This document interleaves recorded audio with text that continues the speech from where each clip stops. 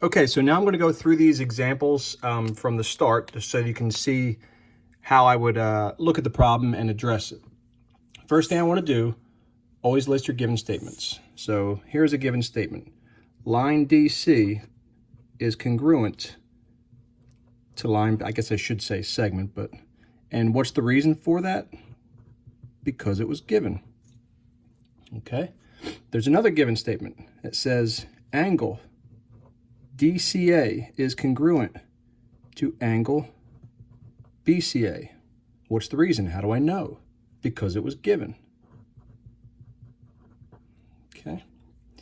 Now, after that, there's no more given statements.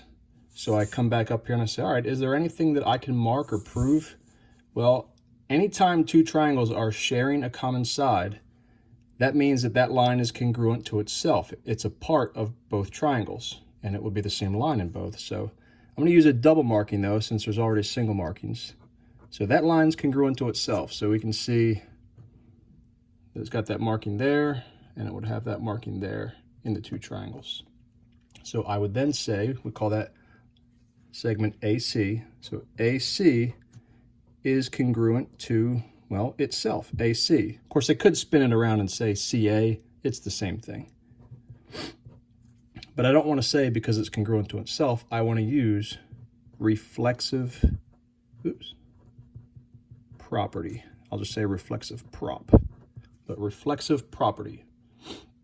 Okay, now the question is, do I have enough information to prove this statement? Is triangle DAC congruent to triangle BAC? Let's take a look.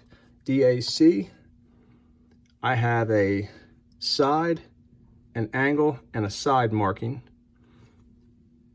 And I've got those same markings here in triangle BAC. Side, angle, side. This is not HL just because there's a right angle. HL is the hypotenuse in the leg. This one has the two legs, so side, angle, side. So are the triangles congruent? Yes, they are. Triangle DAC is congruent to triangle BAC based on the postulate side, angle, side.